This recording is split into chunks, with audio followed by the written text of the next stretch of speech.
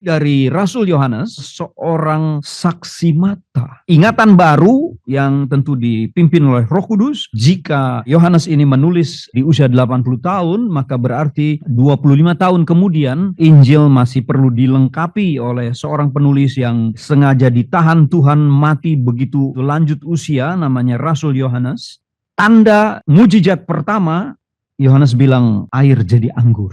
Juga ada satu kisah yang menarik, yaitu bagaimana Yesus mendemonstrasikan kekuasaannya atas manusia banyak di Yerusalem, menyatakan bahwa mari kita bertaruh dengan cara merubuhkan bait Allah. Saya sebut sebagai kemarahan pertama, dan sekarang kita berjumpa dengan tokoh tertinggi pertama yang dimenangkan Yesus. Yesus dari kampung orang-orang nelayan, kata orang selatan. Padahal di utara, di daerah Galilea adalah tempat di mana orang berkomunikasi secara internasional. Jual ikannya ke Jordania, ke Damaskus, sampai kirim ke Roma.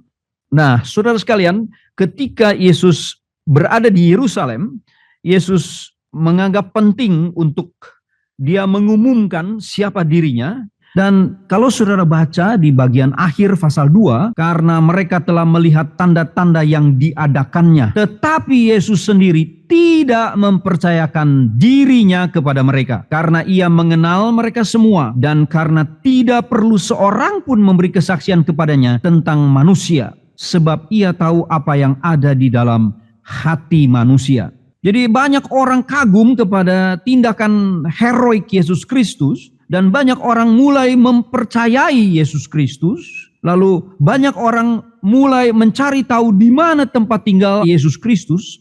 Karena hari Paskah adalah tempat di mana kota Yerusalem menjadi tempat yang sangat amat penat dan padat oleh tamu-tamu dari berbagai macam belahan dunia. Tadinya hanya 10.000 menjadi 125.000 orang pada waktu Paskah. Sehingga murid yang menjadi saksi ini mengatakan, banyak orang percaya dalam namanya karena melihat tanda-tanda yang diadakannya. Tetapi Yesus tidak mempercayakan diri kepada mereka karena dia tahu apa sebenarnya motif daripada kepercayaan mereka. Jadi Yesus tidak mungkin gampang dibodohi gara-gara orang melihat tanda yang dia buat lalu kemudian tiba-tiba percaya. Jadi Yesus adalah benar-benar tidak kejar target, tidak memanfaatkan kesempatan, tidak juga bermotif untuk merusak ibadah Paskah itu, dan juga tidak akan mengadakan semacam pemecah belahan sehingga orang-orang yang tadinya datang ke bait Allah untuk beribadah Paskah kemudian cari Yesus, dan kemudian Yesus memimpin sebuah komunitas manusia untuk melawan balik kekuatan bait Allah. Tidak. Jadi artinya Yesus tidak gampang terima orang, dan kemudian ketika baca di dalam kisah Nikodemus,